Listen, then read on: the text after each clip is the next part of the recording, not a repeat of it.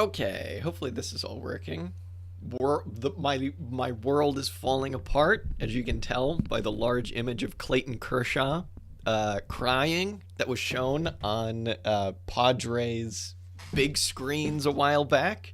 Uh, if you aren't a baseball sicko like me, good for you. Especially if you're not a Dodgers fan, because yesterday fucking sucked. Uh, That's all we got to say. Clayton Kershaw, greatest left-handed pitcher of all time, not named Randy Johnson. Uh, didn't do so well in the first game of the playoffs. Am I panicking? A little bit. You know what? That's life. That's life. That's all I got to say. I was thinking about just kind of like shrinking Kershaw down and just like kind of putting him down here for this whole thing just to keep me humble, but I don't think so. Kershaw, you got to go. Sorry, bud.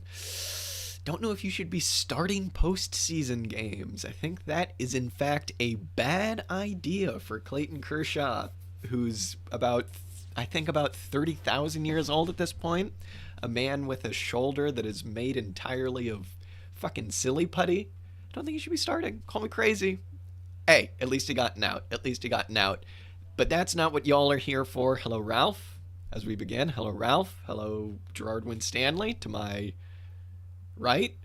We are going to be talking some sicko stuff today. So I'm gonna crack open a cold one here, because this is going to require, I think, a cold one, and this is definitely a cold one. So we're going to be talking about Isaac Rubin's book, certified classic. Fucking Let me actually go. And don't think many of you speak Russian, so let me just go up here. I also don't. Essays on Marx's Theory of Value. There it is in a very large, pixelated format. This was written back in the day. 1928 is when it was originally published, and it is indeed what it says on the tin. It is Essays on Marx's Theory of Value. Why are we reading this? Why are we reading a version of it that was published in Quebec by a bunch of French Canadians? Well, I would like to learn a little bit more about value theory, I think. I know enough about it. I've read the first volume of Capital. Difficult for all of that stuff to sink in, especially when you do what I did, which was just read it on my own. It took me a very long time to get through.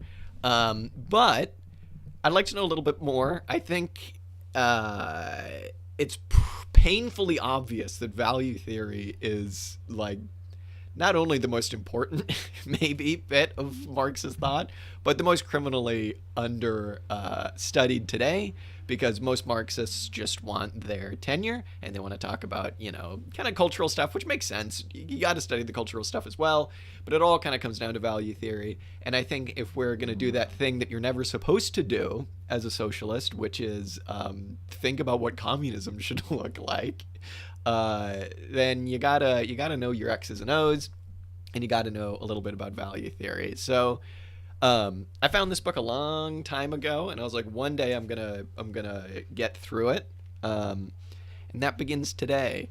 I might just go through this all very slowly and just kind of get through it. Hopefully on stream. I think that'd be kind of fun to do.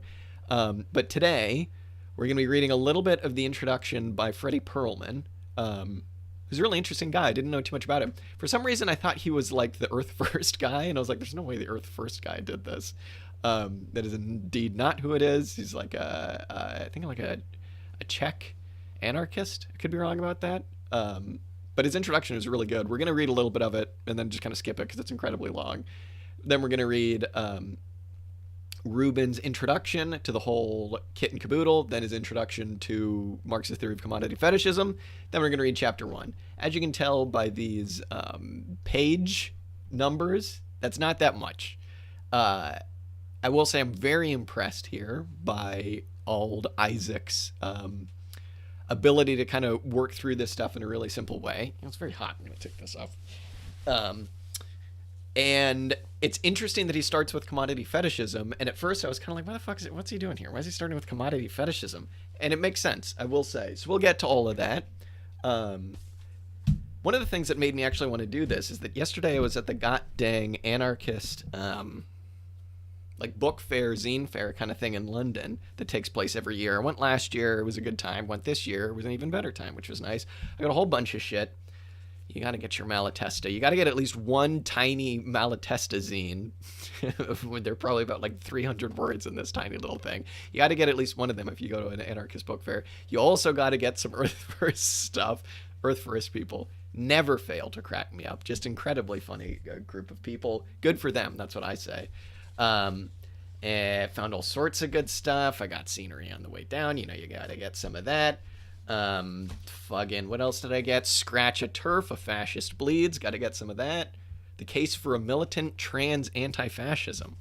Wonder what Gilles Dauvé would have to say about that. Just kidding. I do not want any French person's opinions on transgender issues. And then we also got How Europe Underdeveloped Africa, just because you got to read it, and I never have.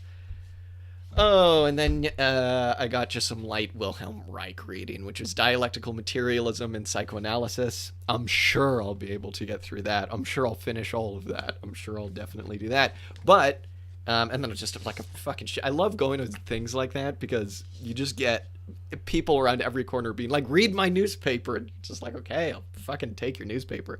But I refuse to read it. I will not be reading it. But the reason I bring all of this up is because I think this is how you say it. Critisticuffs? I think it's Critisticuffs. Just feel free to correct me. They had a table there. God, I'm fucking losing everything. Where was this? Was it here? Yes. And I got a couple things from them. They rock. I got kind of spoken down to at their table about value theory, which I thought was very funny. I'll tell you why that happened in a minute.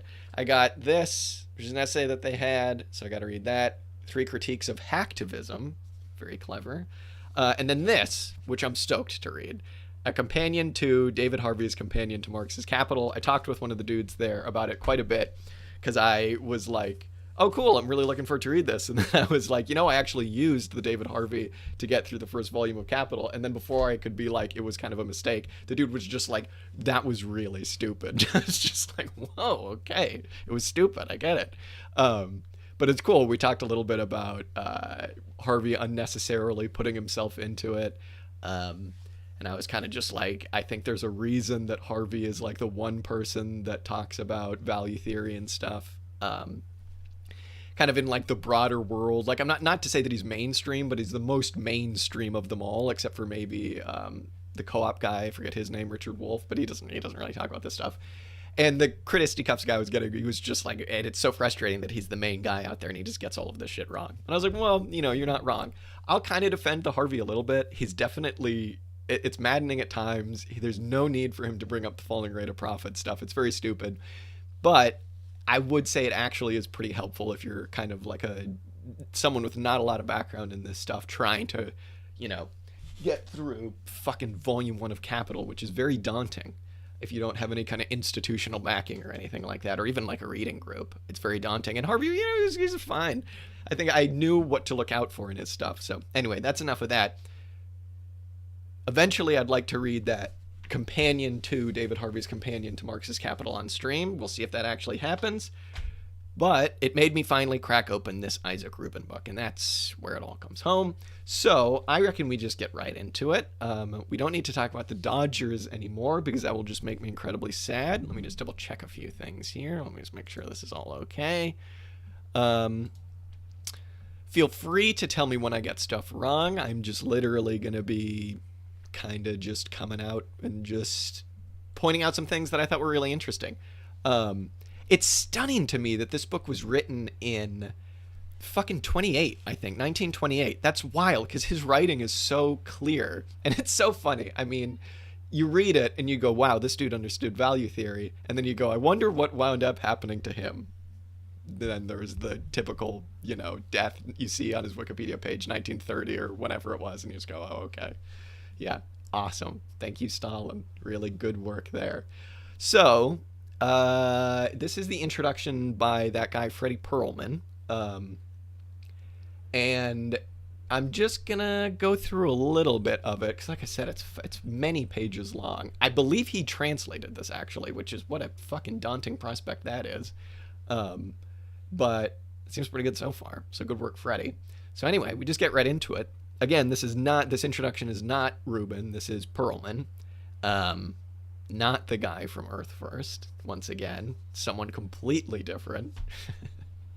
It would be pretty funny if you were like, you know, like a big value theory head, and you totally, you understood the dialectic. You got it all. You figured it all out. You knew everything there is to know about value theory, and then you just become an Earth First guy. I think that would have been incredibly funny. Sadly, that was not the case.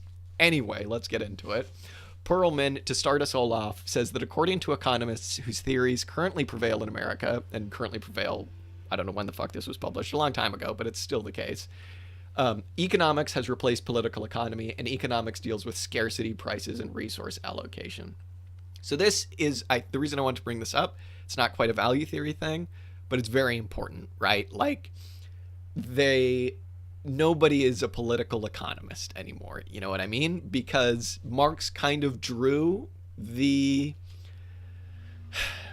science, if you want to call it a science, of political economy to its kind of natural conclusion, which has some pretty spooky, scary political connotations, right? If you're like a member of the establishment bourgeoisie, you go, whoa, I was okay with the labor theory of value when it was Ricardo just spouting dumb bullshit about concrete labor.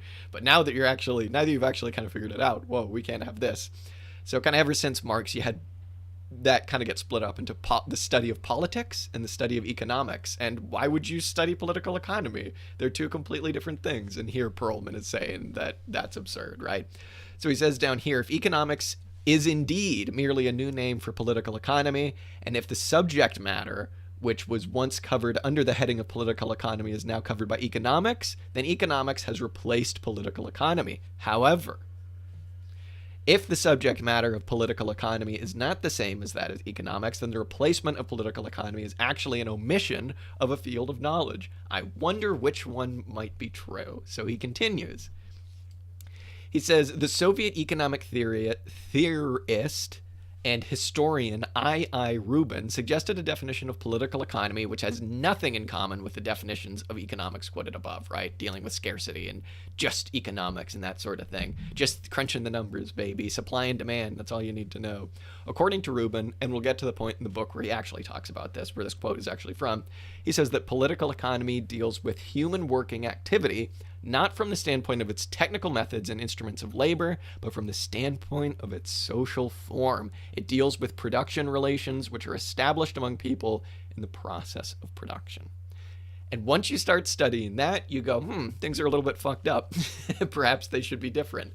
And you will no longer get your tenure at the university, and you will no longer be welcome in the establishment who only studies politics and economics separately, because of course there's the separation of these two things, as we all know. One does not flow from the other, etc., etc., etc. Let me just get this out of my pocket. I'm uncomfortable. Bunch of goddamn keys. And we'll see the argument that Rubin kind of builds towards while he makes, before he makes this kind of statement. Very compelling. And it is just to say, you got to be studying political economy if you want to understand things. Economics, pure economics, is interesting and useful if you're just trying to like sell a new Apple Watch. You know what I mean? Because then it's like, supply and demand. Yes, of course. Yes, we're arbitrage, that kind of thing. Clearly, I did not go to business school. And then, other than that, there was one other thing in this introduction I wanted to get to. Fucking, as I said, this is very long. It's this bit. So this is basically an argument that Perlman is having in his head between Marx and, modern economists who presumably don't take Marx or Perlman very seriously when they bring up political economy. So he says, Marx asks, how is human working activity regulated in an economy? Marx answers, human activity is alienated by one class, appropriated by another class, congealed inside of commodities, and then sold on the market in the form of value. But the economists answer that Marx is wrong. Market price is not determined by labor. It is determined by the price of production and by demand. There it is. I love it. It's so fucking good. Whenever you talk with any like liberal economist or whatever, or just, I don't know, normal person that doesn't spend their Sunday nights reading value theory, they'll just be like, yeah, it's just supply and demand. Don't worry about it. Don't ask any more questions. It's just supply and demand. The great Alfred Marshall insisted that market price, that is, economic value, was determined by both supply and demand, which interact with one another in much the same way as Adam Smith described the operation of competitive markets. Marx was perfectly aware of the role of supply and demand in determining market price, as shall be shown below. The point is that Marx did not ask what determines market price, he asked how working activity is regulated. I love that so much, because so much of the kind of current Marxist value theory left nerd people, insofar as that actually exists, a lot of it is so concerned with the transformation problem, which is how okay, if value determines, production and distribution, et cetera, how does it relate to price? Is value just price? Is price just value? Not the point of what Marx was trying to do. You can so easily get around that just by saying that value is an attractor for price, and then of course supply and demand plays a role on top of that.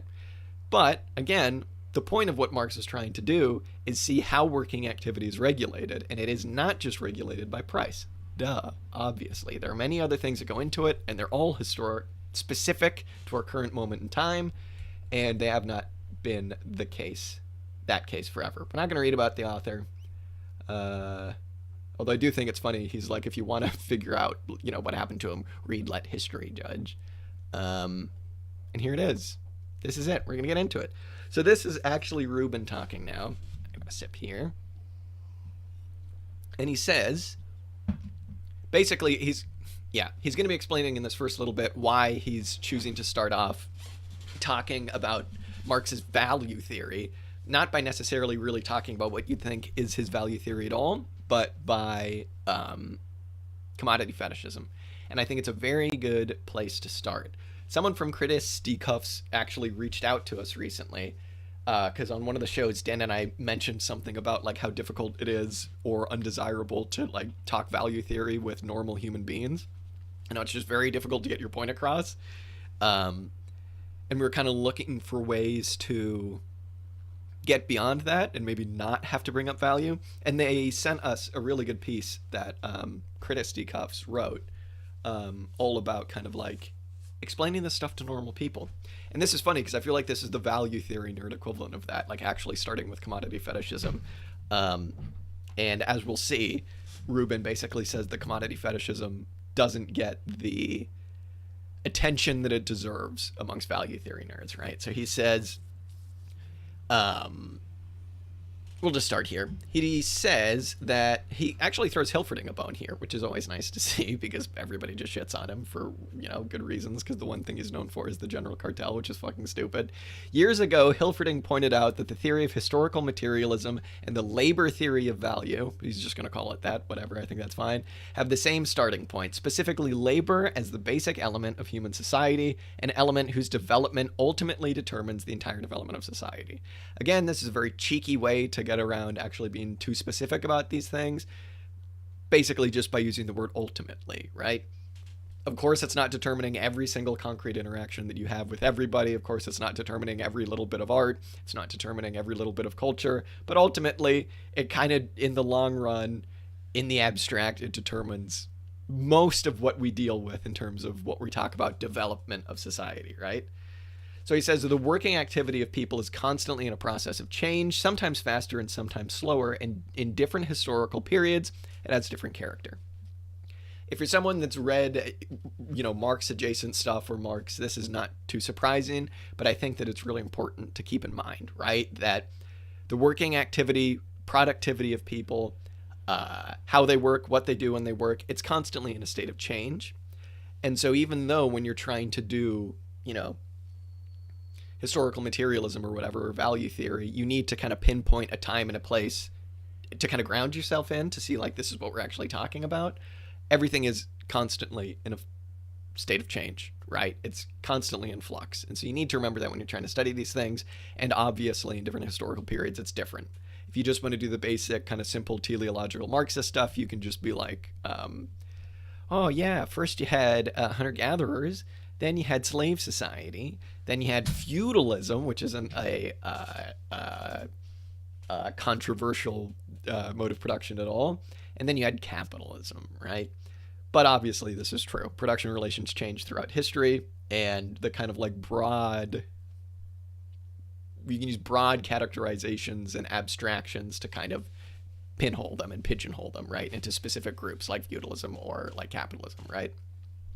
Because obviously capitalism has changed since, like, I don't know, the when they kicked all the peasants off of the land and did all the enclosures in England. It's changed since then, but the fundamental characteristics are the same. So we kind of just say this is capitalism, right? Even though it is constantly in a state of flux.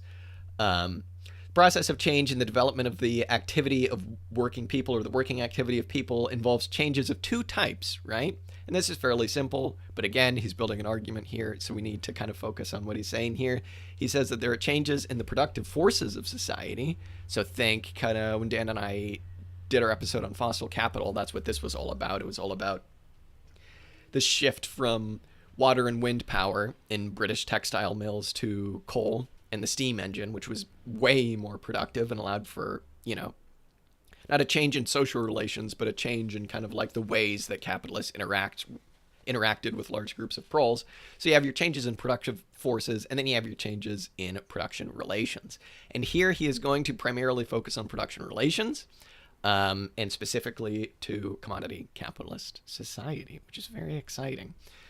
So we're going to skip forward a little bit. I put this bit in orange down here because I'm not certain about it, but we'll get to it. He says, in other words, even though political economy deals with production relations, it always presupposes their unbreakable connection with the material technical processes of production, and in its research assumes a concrete stage and process of change of the material productive forces. This is kind of his way of saying that there's a dialectical push and pull between the technical, you know, tools and actual like instruments of production, right? Technological development and social relations, right? And kind of expands on this here in an interesting way. He says that Marx's theory of historical materialism and his economic theory revolve around one and the same problem: the relationship between the productive forces and the production relations. So how are these two things interconnected? Why do people work in the way that they do? If you want to answer that question and you want to get to the, you know, base, I guess, of modern capitalist society, and of any society, I suppose, you got to look at, one, the productive forces, and then you actually also got to look at the production relations. Relatively simple stuff. The adjustment of production relations to changes of productive forces, a process which takes the form of increasing contradictions between the production relations and the productive forces, and the form of the social cataclysms caused by these contradictions, is the basic theory of historical materialism, right? Historical materialism, it is interesting. And he does say at one point here, I forget where in this, he's like, the goal of modern science is to understand, it must be to understand the capitalist economy, the political economy of capitalism, right? And it's like, okay, we'll talk about that when we get to it.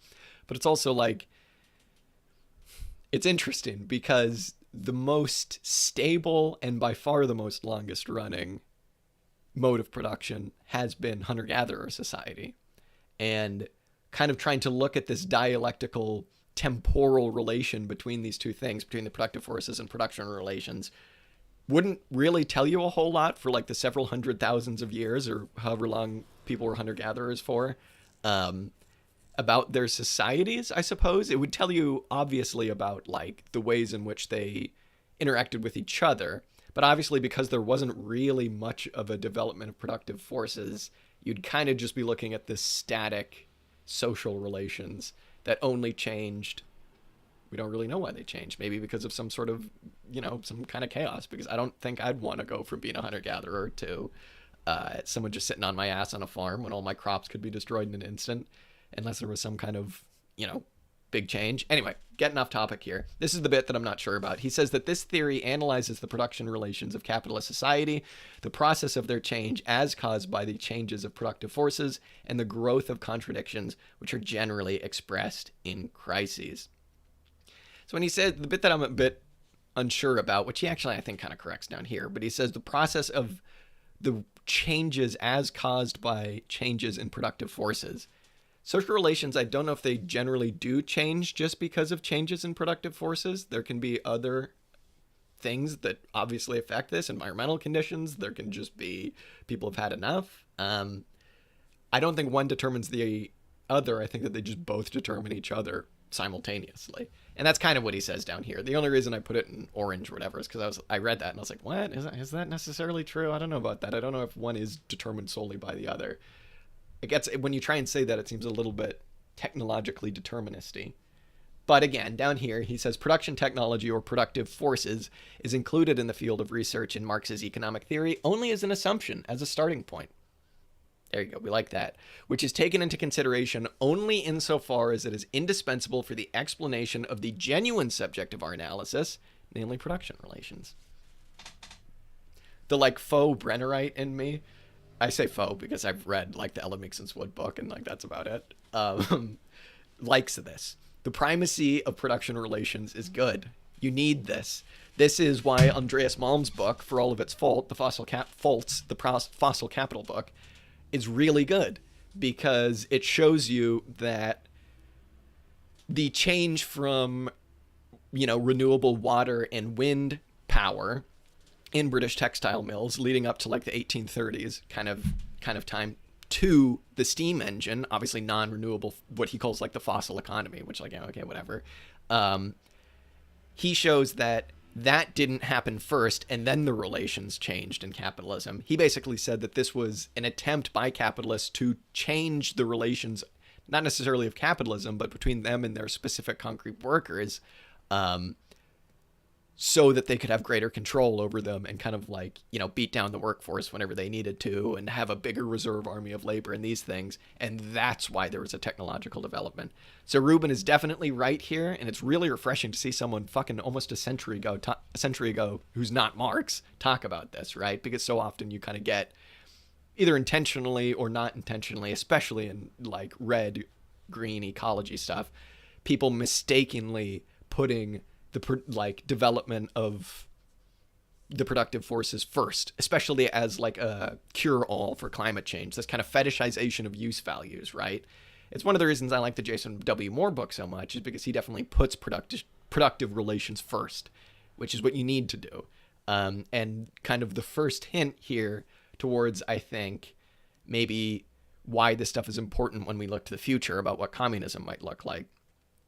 So many liberals like to say that everything will be fine once we just invent the technology that will somehow suck carbon out of the atmosphere. And once we, create the technology, AI, fucking automation, whatever bullshit they want to bring up, that will make us all not have to work. And, the fully automated luxury communism crowd kind of do this too. They kind of fetishize use values. They fetishize the technological development in society and forget about the most important thing here, the genuine subject of our analysis, namely production relations. Always keep production relations in your mind first, kids.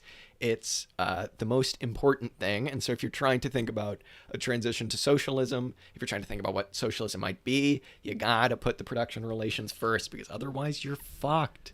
Otherwise you're just going to be like, we did it. We have communism. Now the state owns the means of production. Great. Good job, everybody. We did it. It's like in Team America where they destroy Paris and they go, we did it. We saved Paris. We did it. We did communism. Now there's a general cartel. This distinction at the same time defies the method of political economy as a social and historical science. Good to remember. Again, the historical bit of, studying political economy is really important, because you got to situate yourself in time and space. And I think that's kind of what he's saying when he talks about social and historical science. So down here, he says that political economy is not a science of, okay, this shit's really important, and didn't so much blow my mind as just make me go, oh, fuck, yeah, I do this all the time, and so many Marxists do this, and obviously liberals do this, but who gives a fuck? He says, political economy is not a science of the relation of things to things. This is where we get into commodity fetishism. This is why it's so important to start with it. As was thought by vulgar economists, or, this is just like liberals as well, being like supply and demand. I give you money, you do a thing. We are simply exchanging things. Nor is it the relation of people to things. It is not just workers to money. It is not workers to commodities, as was asserted by the theory of marginal utility, but the relations of people to people in the process of production. The whole point of commodity fetishism, why Marx brings it up and kind of hammers it so much, is because when we exchange commodities on the marketplace, we think that it's just a relation of things to things. You know, one coat to 15 yards of linen or whatever, right? Here we go. Or making that trade via money, right? It's just money. It's the relation of my money to your commodity. It's the relation of your commodity to my money, right? Clearly not. That's the whole point of commodity fetishism. All of that stuff just mystifies what's really going on, which is exploitation, and the relationships of people to people. And in the commodity capitalist economy, as he would say, those relations are capitalist and proletariat, right?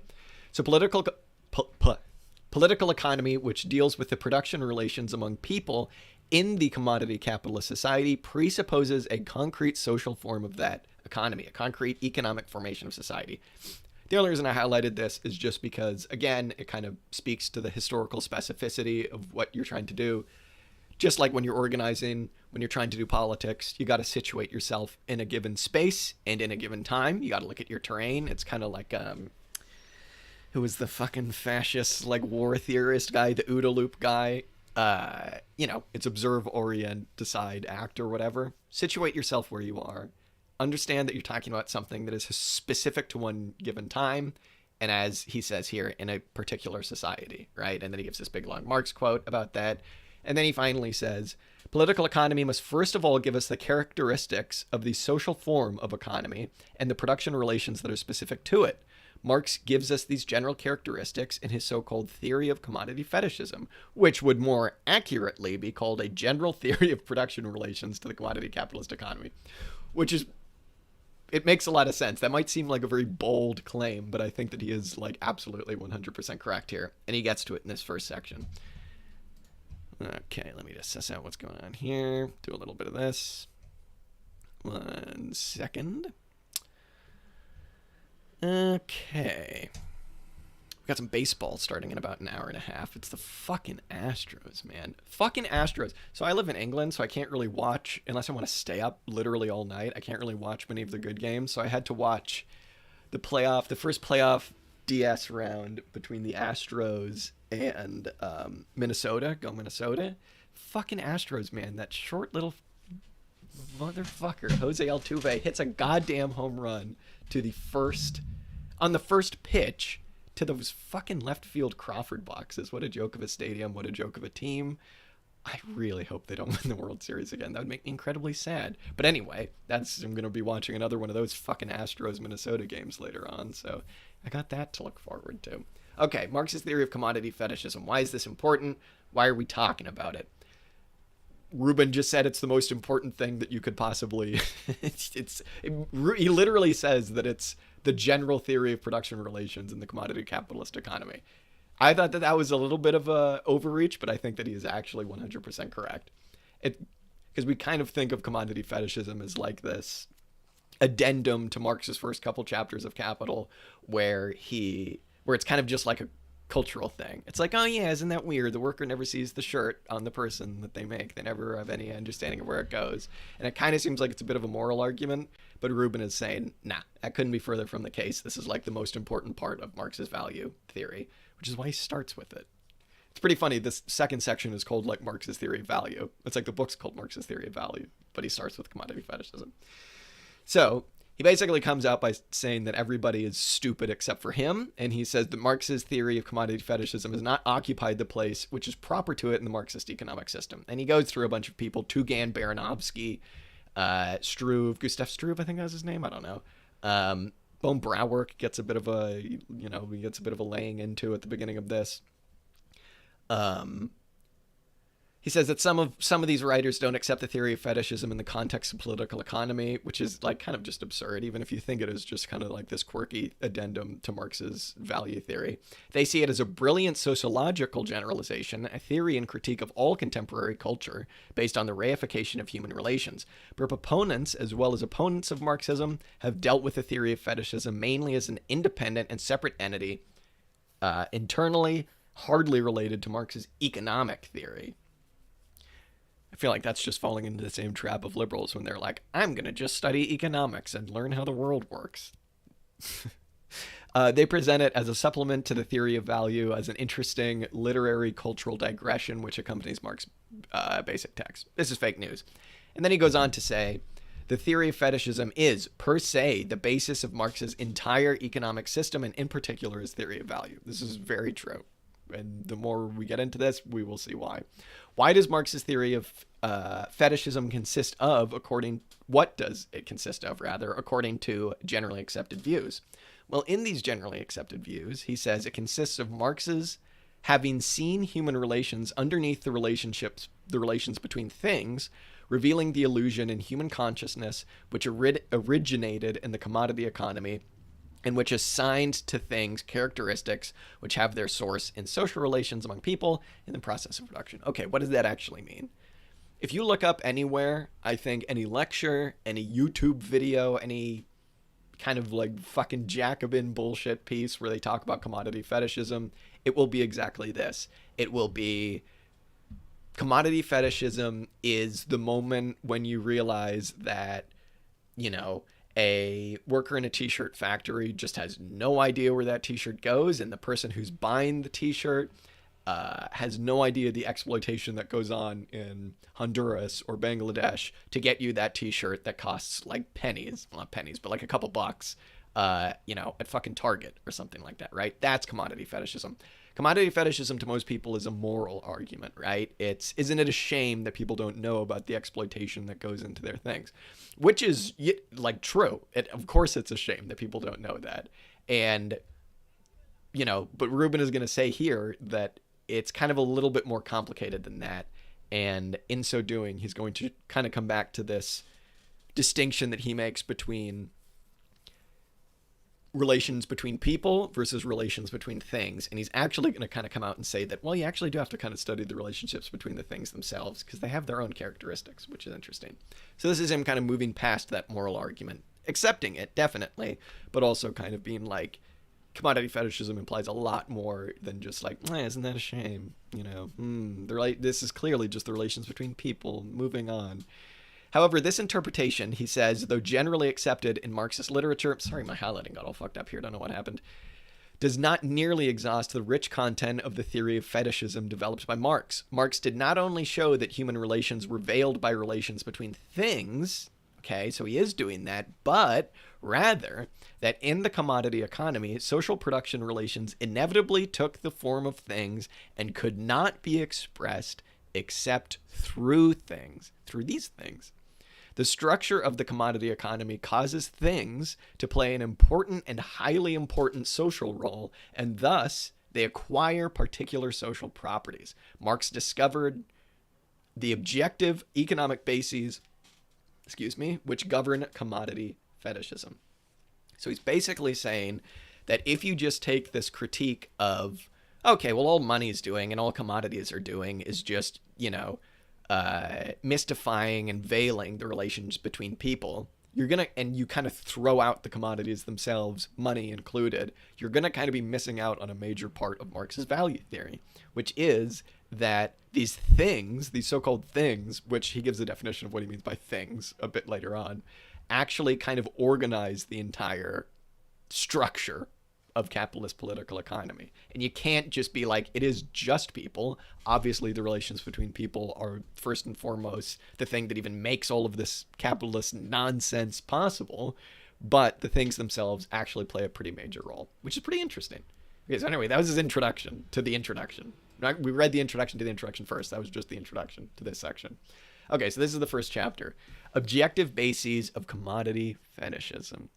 And I think when we go through this, it would behoove us to be thinking about what the relationship is from what we're reading and kind of like what purpose this serves to when we think about what a post-capitalist economy would look like, what a socialist communist economy would actually look like, right? Even an anarchist economy, right? Because this is the thing that you need to get past. And if you don't get past it 100% fully, and there's really only been like one proposal that I've seen that actually seems to get past this, that being the Group of International Communist stuff, then you're always going to come back to capitalism. Because what you've done is kind of just replaced exploiters. What you've kind of done is just kind of mystified commodity fetishism even more. Okay? So I think just in the back of our minds, we need to be thinking about what relationship does this have to our political post-capitalist proposals, or proposals for, egalitarian, to just use a broad word, political economy, right? So he says that the distinctive characteristic of the commodity economy is that the managers and organizers of production are independent commodity producers. Okay, I'm actually going to get my copy of the book out here because I wrote some sicko notes on this. What page is this? 7? Yeah, I think it's 7. One sec. Oh, I haven't read up to it. Okay, so this whole first paragraph, well, actually, these first 2 paragraphs, he's describing the 2 kind of main things you gotta understand when you're talking about capitalism. Those being private property / alienation of labor, but we're just talking about private property here, and exchange. Those are the 2. Fucking hell, Jesus! I'm just trying to get comfortable. I'm knocking everything over. Private property and production for exchange are the 2 main things you got to focus on when you're talking about what makes capitalism capitalism. And I was very chuffed, as an English person might say, which is one of my favorite English sayings, to see that that's how he begins really the first chapter of this book. I was just like, fuck yeah, something I understand. So he says that that's the main distinctive feature here. He says, right, on the basis of private property, and he's writing in 1928, so he's going to be a sicko and just say he instead of they, he has at his disposal the necessary productive tools and raw materials, and as the legally competent owner, he disposes of the products of his business, right? So that's just private property. That's just not particularly complicated. Society does not directly regulate the working activity of its members. It does not prescribe what is to be produced or how much. Or does it?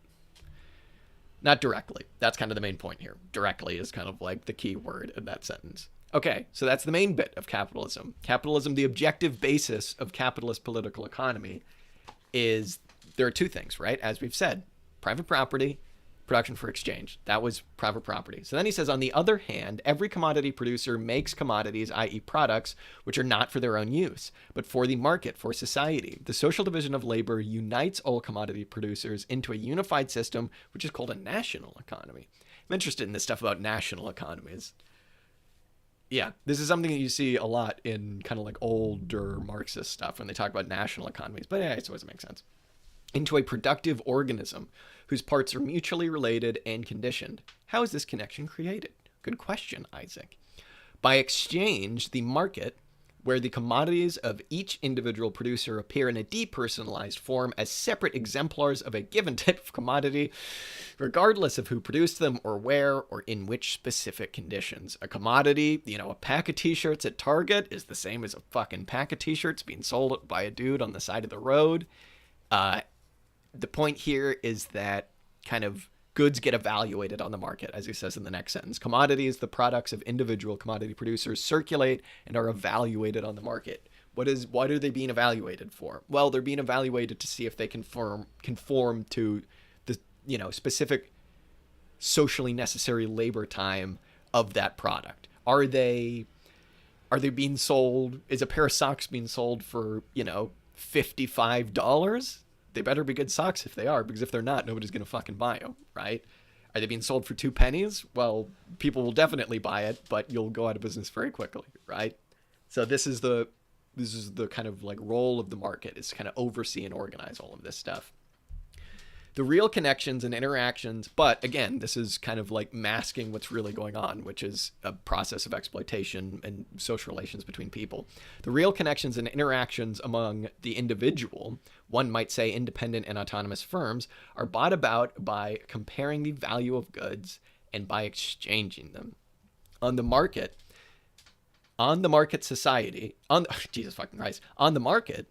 regulates the products of labor, the commodities, i.e. things. In this way, the commodity indirectly, and again, doing some heavy lifting here, the word indirectly, that's like the key word here, indirectly regulates the working activity of people, since the circulation of goods on the market, the rise and fall of their prices, lead to changes in the allocation of the working activity of separate commodity producers to their entry into certain branches of production or their exit from them to the redistribution of productive forces of society. On a market, commodity producers do not appear as personalities with a determined place in the production process, but as proprietors and owners of things, as commodities. This is commodity fetishism. This is when you show up on the market, you're not showing up as like Joe Schmo, the guy that sells these things and makes them all. You're showing up just as like a homogenized capitalist, same way as you show up as a homogenized, worker, I suppose, when you sell your own labor power. It's kind of masking, again, I'm going to say this a million times, but masking actually what's going on, which is the relationships between people. Only to this extent does he experience and influence the pressure of the market, right? And he's basically saying there that when goods are evaluated on the market, I suppose you could just say in a concrete way, are people willing to buy them or not? Does their value were they produced at like the correct socially necessary labor time? Were they produced above that value? Were they produced below it? When things get valorized on the market, that will lead to changes in the actual productive processes of those given firms, specifically and in general, right?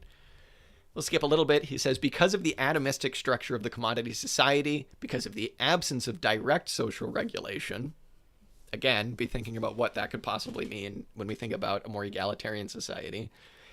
Because of the absence of direct social regulation of the working activity of the members of society, the connections between individual, autonomous, private firms are realized and maintained through commodities, things, products of labor, right? So again, he's basically saying that because of these two things that make up, the core of capitalist society, production for exchange and private property, the commodities themselves are actually the things that are kind of like realistically organizing society. Even though the core of it all, and again, this is kind of confusing, but even though the core of it is what those commodities, the relations between people, that those are actually kind of masking, right? By entering into direct production relations, I should read this whole bit actually. So he says that this does not mean that a given commodity producer, I don't know, let's call him Alec, is only connected by production relations in a given commodity producers B, C, and D, right? Who enter into a contract of purchase and sale, and is not related to any other members of society. So he's basically say that like, capitalist A goes to the market and sells, let's say that they sell like, they supply natural gas to different firms and they supply it to firms B, C, and D. They're not only entering into relations with B, C, and D, but they're entering into relations with literally all of society because of this kind of like complex web of relations that you enter into when you go into a market, right? So he says that entering into direct product relations with his buyers, B, C, and D, our commodity producer A is actually connected by a thick network of indirect production relations with innumerable other people. And he gives some examples for what that could possibly be, right? So he says everyone else buying the same product because they all have to conform to, paying, I'm going to kind of conflate terms here a little bit, but paying the price for, that is like more or less, I suppose, dictated by socially necessary labor time, with all producers of the same product, with all the people from whom the producer of the given product buys means of production, and so on and so on. So basically, like, they're saying that even though it seems like, because of commodity fetishism, that there is this kind of very private exchange going on, I give you this, you do this for me, I pay you money, I buy that from you. In reality, there are actually all sorts of other indirect production relations going on, and that is masked by this kind of, seemingly relation of just things and things, right? So he says, thus, the following elements can be found in the structure of the commodity economy. Individual cells of the national economy, basically, private enterprises, he says, formally independent from each other. 2, that they're materially related with each other as a result of the social division of labor. And 3, the direct connection between individual commodity producers is established in exchange, and this indirectly influences their productive activity. And it's fairly easy to see how, I suppose. The fact that the producer depends on the market means that his productive activity depends on the productive activity of all other members of society. because even if you're just someone who literally, all I do is I sell celery, so I am only in contact with people who buy celery. Well, like the price of people's labor is, constantly in flux and is determined by the price of food, by the price of just social reproduction in general, which could be like heating for their house, having a house at all, et cetera, the different things that they buy. So his main point in these paragraphs is that indirectly, and directly, when you enter into the market, you're kind of coming into contact with literally everything in society, which is a very deep point. The separate commodity producer, formally independent from others in terms of the orientation, extent, and methods of his production, is actually closely related to them through the market, through exchange. Yeah, there you go. The exchange of goods influences the working activity of people. Production and exchange represent inseparably linked, although specific components of production. That kind of is just his thesis there, right? We'll say it again. The exchange of goods influences the working activity of people. Production and exchange represent inseparably linked, although specific components of reproduction. So there is kind of like this dialectical bit of push and pull going on here with the production of goods, which is a result of social relations between people, but then also the exchange of goods, the relations actually kind of things and things that kind of organize this whole process and the kind of valorization of all of this stuff. And even though those kind of seem to be one part of the whole production and distribution process, and they are, to be fair, you do kind of need to look at them specifically as like they're definitely inseparably linked, as he says, but they're also very specific components of production and reproduction. Moving on a little bit. Where's this? Okay, so it's not actually that much longer. He says that in a market society, a thing is not only a mysterious social hieroglyphic. And again, this is kind of him going back to this idea of the kind of like layman's, well, not even layman's, the kind of like lay academics' understanding of commodity fetishism. He says a thing is not just a mysterious social hieroglyphic. It's not this passive object that just gets passed around. It's not only a receptacle under which social production relations among people are hidden. It is that, to be fair, but he says that a thing is an intermediary in social relations, and the circulation of things is inseparably related to the establishment and realization of the productive relations of people. This is all basically just to say exchange is a pretty important part of production, right? And you aren't going to be able to exchange things for whatever you want. The value that is, this is going to be controversial, the value that is created, I suppose, in production will actually kind of be like realized in exchange. This is why exchange is just as important as private property when we're talking about what is capitalism, right? The thing acquires specific social characteristics in a market economy, for example, the properties of value, money, capital, and so on, due to which the thing not only hides the production relations among people, which again it does, he's kind of just repeating himself, but it also organizes them, serving as a connecting link between people. This is all organized. Value is able to be valorized because of the act of exchange, which is kind of, things being exchanged for things. So you can't really just think of the things themselves, commodities, money, capital, all that, as passive parts of all of this, right? And I don't know, I'd like to hear other people's thoughts on this, because it does seem like he's edging slightly towards a like exchange-based critique of capitalism, which kind of leads you to like a market-based critique of capitalism. Just establish markets, everything will be okay. But it does seem fairly obvious that he also understands that the relations between people are the most important thing. So maybe I should just finish the fucking book and shut my goddamn mouth until I know what I'm talking about. More accurately, he says it conceals the production relations precisely because the production relations only take place in the form of relations amongst things. There you go. Exchange and the equalization of things on the market bring about a social connection amongst the commodity producers and unify the working activity of people. That's kind of his thesis there. Exchange is very important. Equalization, kind of sniffing out the socially necessary labor time of that was needed to produce those commodities. Who's selling above the socially necessary labor time? Who's selling below? All of that stuff. Who's kind of pushing it one way, who's pushing the other? All of that gets worked out, and everything is unified in the process of exchange. So then, kind of to wrap it up a little bit, he says that the circulation of things, to the extent that they acquire the specific social relations of value and money, does not only express production relations among men, but it actually creates them. And again, this is where I start to get a little bit like, is that actually true? Are they not created just in the production process themselves? I'm a little bit confused on this. It seems like they're just. It seems like well, it might just be chicken or the egg. It's like it seems like those relations are created obviously in production because that's where they like exist, but they're able to continue and they're able to actually like continue taking place because of the act of exchange. Like if a capitalist, I guess, can't exchange their stuff, if they can't sell it, they're not going to be capitalists for very long. Everything's going to shut down, and so they're not going to be exploiting anybody any longer, right? So I suppose that's what he's saying. If anybody knows kind of what the fuck he's getting at, let us know. Leave us a comment down there.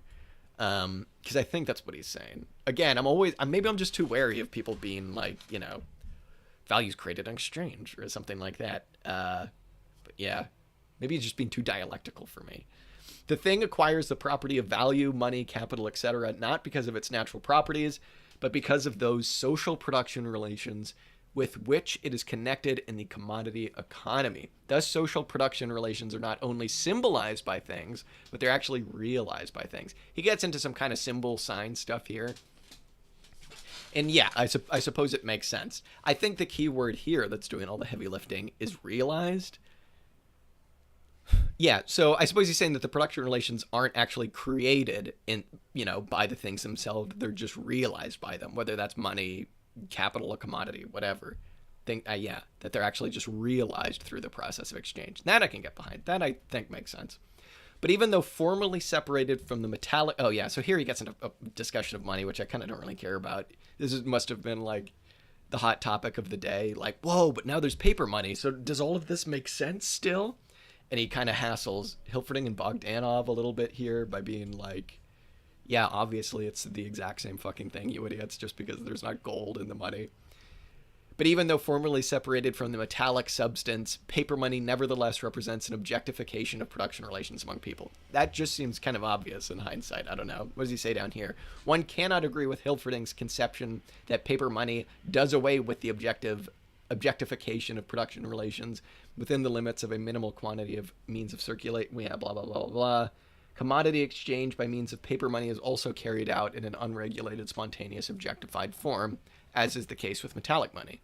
Paper money is not a thing from the point of view of the internal value of the material form from which it's made, but a thing in the sense that through it expressed in the objectified form social production relations between buyer and seller. That makes sense. Yeah, obviously. The value of money, quote unquote, doesn't seem like it comes from how much gold it has in it. Maybe it did one day, but that wasn't value. It has to do with the fact that it is actually just concealing, through commodity fetishism, the fact that it's actually representing relations between buyer and seller, and thus kind of between worker and capitalist. That I can get behind. Okay. Jesus, that was the first chapter. Fucking hell. I love this. Freddie Perlman, Kalamazoo, 1968. Very sweet. I'm really enjoying reading this book. I think I'm going to try and read quite a bit more on stream just because it'll actually force me to, read some. Chapter 2, I'll go up to the table of contents here, get past this insanely long introduction. Where is that? Yeah. So yeah, I guess it's just split up into two sections, commodity fetishism and then theory of value. I should definitely try and at least read the commodity fetishism stuff. With everybody here. I think, yeah, that would be a good idea. Because then I'd actually do it. All this is me just avoiding starting volume 2. I'm just like, yeah, that's been on the back burner for a long time now. It's daunting. The kind of lame thing is that I got the worst version of Capital. What is it? It's the Wandsworth one. It's the one with the stupid fucking painting on the front. And it has volumes 1 and volume 2 in it. And so I know I just gotta read volume 2 now. But I think I can justify not reading it by actually just reading this first. Because I do think I need to go back to the basics with all of this stuff and just re-understand it and just be reminded of it all. It's funny. A lot of your more asshole communist types will be like, oh, you just need to study the official science of historical materialism. And, oftentimes that actually doesn't mean value theory. It just means politics, which I find very funny. But I always cringe at that and I always hate it. But the kernel of truth there is that whenever you talk to any Marxists at a university campus, they never talk about value theory. And the whole point of this stuff is kind of value theory, right? It's like, unless you understand like how value is created and the whole his Marx's whole theory of value as well as commodity fetishism, you're not going to really be able to then start projecting what a world without that might look like. Because if your theory of what communism looks like is just a democratic republic, well, somebody has been selling you some snake oil. I hate to say that. Because inevitably, if you don't get rid of value, then everything's just going to come crumbling back to capitalism. And we do not want to do that again, do we? That, especially now, that would be very bad. Anyway, we'll get back to it one of these days. I'm going to kick it and fucking watch some Astros baseball, which I really don't want to goddamn do. I picked the goddamn Twins to go to the World Series, so they're not doing me well so far. They did get past the wild card round. Pretty good. Well done, Twins. Pablo Lopez is the fucking man, and he's pitching tonight, so hopefully that'll be okay.